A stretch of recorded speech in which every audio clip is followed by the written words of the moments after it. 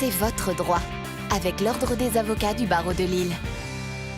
C'est votre droit sur Grand Lille TV en partenariat avec l'Ordre des avocats du barreau de Lille. Et aujourd'hui, nous accueillons Maître Charles Merlen. Bonjour. Bonjour. Avocat à Lillois et en outre, président de l'Union des jeunes avocats. Voilà, c'est à préciser. Avec vous, on va parler aujourd'hui des vices cachés. C'est quelque chose qu'on a un peu tous déjà entendu. Mais qu'est-ce que la garantie vraiment que propose la loi aujourd'hui contre les vices cachés ? La garantie contre les vices cachés est une obligation qui pèse sur le vendeur. Elle permet à un acheteur qui a acheté un objet, quel qu'il soit, et qu'il découvre que cet objet a un défaut, de se retourner contre l'acheteur. C'est une garantie légale, elle s'impose dans l'essentiel des contrats de vente. Imaginons demain, vous achetez un objet, un bien dans une braderie, sur un site de petites annonces ou chez un professionnel dans un magasin. Vous découvrez ensuite que cet objet a un défaut, vous pouvez vous retourner contre le vendeur dans le cadre de la garantie des vices cachés.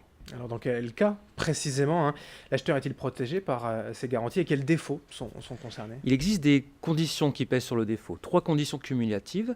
Une première condition qu'on pourrait considérer comme un facteur de gravité, il faut que l'objet, la chose, soit impropre à son utilisation ou à tout le moins que son utilisation en soit moins aisée. En somme, il faut que vous ne puissiez pas vous servir de l'objet tel que vous l'avez prévu. Ensuite, le vice doit être caché et inconnu. Vous ne pouviez pas le voir au moment de la vente et a fortiori, vous ne le connaissiez pas. Le dernier critère, il faut que le vice soit antérieur à la vente, c'est-à-dire qu'il devait déjà exister au moment de la vente, ce qui peut poser un problème de preuve. Les juridictions ont tendance à considérer, si on s'aperçoit du défaut rapidement après la vente, qu'il existait déjà au moment de celle-ci. Alors cette garantie s'applique-t-elle à tous les contrats de vente ? Il existe quelques exceptions. Une exception qui tient à la forme de la vente, les ventes judiciaires, c'est-à-dire consécutives à une saisie, ne sont pas garanties par la garantie contre les vices cachés. Il existe ensuite 3 exceptions attenant à la forme de la vente, à l'objet de la vente. Il s'agit des ventes de navires, des ventes d'immeubles à construire et des ventes de bétail qui ne sont pas garanties. Hormis ces exceptions, tous les champs sont ouverts. On peut imaginer une garantie contre les vices cachés dans le cadre de l'achat d'une voiture, d'une maison, d'un terrain. Enfin bref, le champ est très large. Alors concrètement, j'achète un bien et je découvre qu'il y a un vice caché. Comment agir ? D'abord, il faut agir vite. Le délai d'action est enfermé dans un délai court de 2 ans.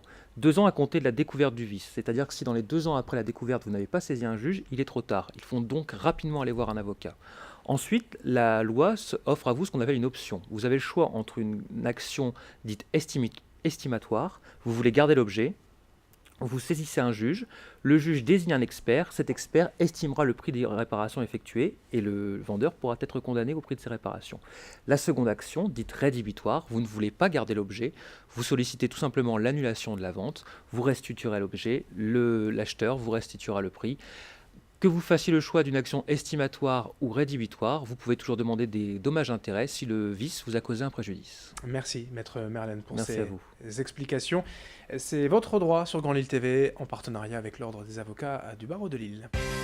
C'est votre droit, avec l'Ordre des avocats du barreau de Lille.